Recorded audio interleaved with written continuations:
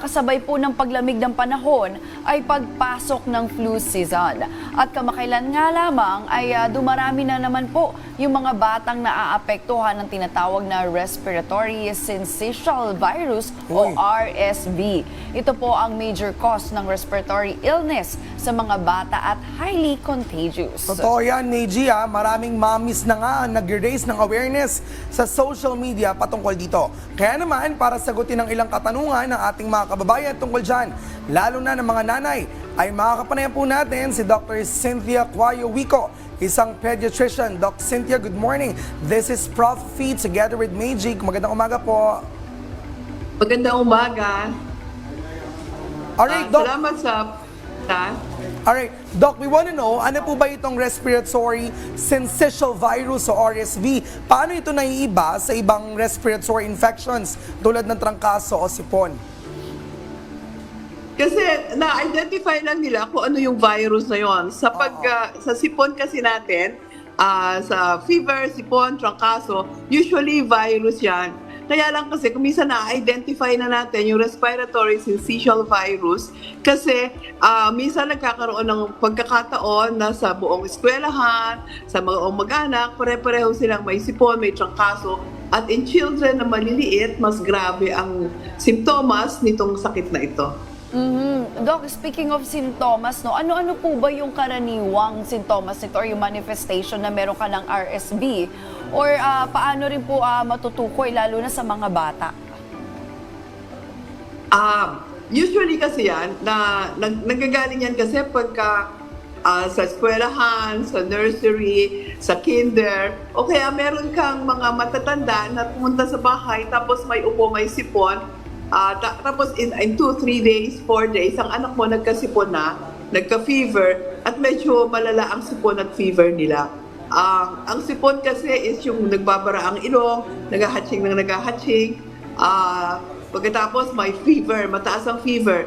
Kahit na nga siya viral infection, nawawalan din silang ganang dumede, nawawalan din silang ganang kumain. Ayun, kaya pala yung iba, nagpo-post, sabi nila, sino pang hindi nakakaranas, lahat ba nagkaubo o sipon na? Doc, ito ba ay related sa RSV? Kasi parang bultuhan yung nangyari And we also want to know, paano po ba kumakalat ito? May particular bang mga tao o grupo na mas mataas ang chance na mawaan ito? Although you mentioned, yun nga, yung mga bata at mga matatanda. Go ahead, Doc. Yung kasing pagka nag-hatching tayo, nakukuha kasi ito sa... Kumisan kasi nag-hatching ka, hindi ka man lang nagtatakip, kaya siyempre kumisan aksidente. So you have to, tapos pag nagtakip ang nag-hatching na ganyan, you have to wash your hands. Kasi pagka pinato mo na yung kamay mo na yan, nakipagkamay ka na, pinato mo sa mesa, humawa ka ng libro, humawa ka ng telepono, humawa ka ng baso, at yung iba hinawakan na yung baso na yan, magkakaroon na sila kasi napaka-contagious ng sakit na yon. So, eka nga is contain your hatching. Pagka nagbahin ka, dapat may ready kang panyo na pwede mong itago agad, wag mo nang gagamitin uli, or tissue paper. So, tapos yung kamay mo, kung doon ka nag-hatching, maghugas ka na ng kamay. Kung wala kang paghugasan ng sabon at tubig, alcohol. Mag-alcohol ka na. Kaya tamang-tama yung mga tao may dala-dalang alcohol sa bag nila or sa kanilang bulsa na pagka nag-hatching, nag-ubo, ay nagsinga ng sipon, sa mga kumakain, nag-alcohol ka agad. Alcohol dito, alcohol doon, para ka naghuhugas ng kamay. Kasi para mawala yung virus sa kamay mo, na pag hinawakan mo yung baso, hinawakan mo yung sa mesa mo, hinawakan mo yung lapis, etc., nakipagkamay ka, may hawa-hawa na tayo noon. Napakabilis niyan, lalo na sa may mahinang resistensya, lalo na sa mga batang maliliit, lalo na sa mga nagkakaedad. Opo, no? Very timely nga, Doc, dahil nga ngayong holiday season, ang dami mga reunion, no? Pagka-sneeze mo, tapos magbebeso ka, yayakapin mo yung mga kaibigan mo na matagal na nga hindi mo nakikita, no? Pero Doc, ito po ba, totoo po ba na maaari ring mahawa o magkaroon ng RSV yung isang sanggol kung hahalikan? Lalo na po kung ang humahalik ay may sipon o ubo na. Of course, kaya ako, lesson learned. Ang mga sanggol, hindi talaga hinahalikan.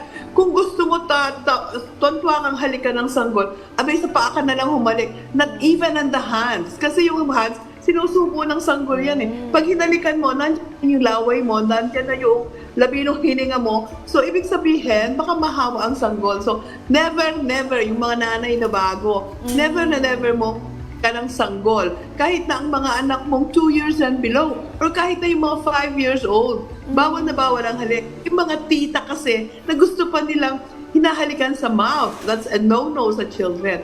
O kaya may mga iba naman, gusto nilang, kung baka naman ang hininga, sarap amuyin ng hininga ng bata.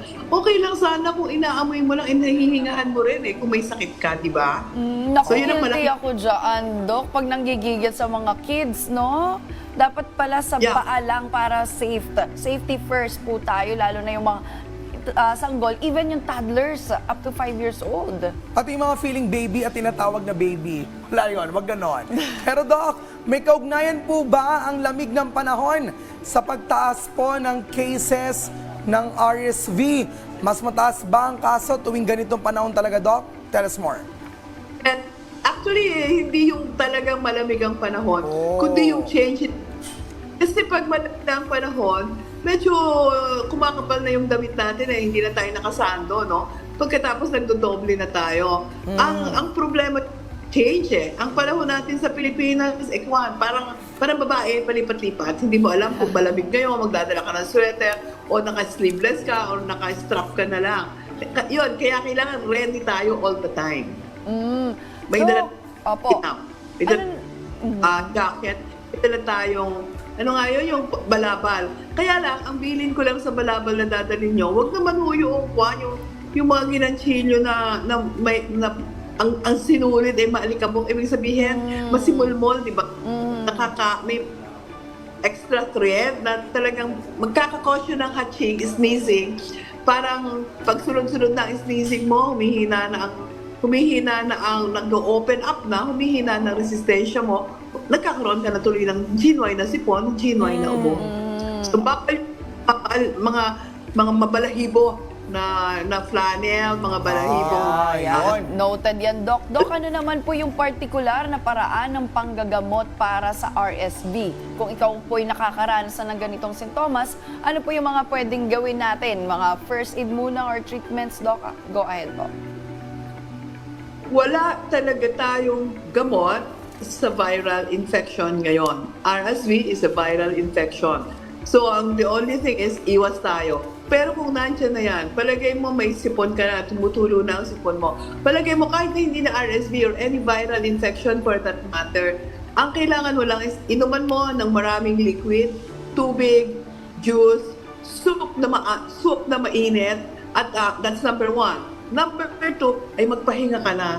Kasi unang-una, kailangan magpahinga ng katawan mo, lalo na sa mga maliliit na bata, wag na lang nating papasukin. Kasi manghahawa pa yan ng ibang tao. Sa mga nagkakaedad naman, wag na kayong lumamierda. Stay na lang sa bahay, watch TV na lang tayo or magkanchilyo. Kasi ang daling makahawa ng respiratory syncytial virus. So, wag na lang nating ikalat. Be sensitive na pag meron ka na yan, magtakip ka na ng bibig, o kung ikaw yung nag-iisa, magtakip na bibig, ibig sabihin mag-mask ka. Kung nag-iisa ka, wag nang masyadong maglalabas o sa maraming tao. Manghahawa at manghahawa ka. Lalahanin mo galing yung infection, it's your responsibility. Yes, rest, water, and vitamins, hindi ba? Yan ang kailangan natin this holiday season. And especially, mag-ingat lalo na yung mga babies, yung mga mommies, hindi ba? Alright, maraming salamat po, Doc Cynthia, sa pagsagot sa amin ng mga katanungan tungkol sa respiratory syncytial virus o RSV. Thank you so much, Doc. Salamat.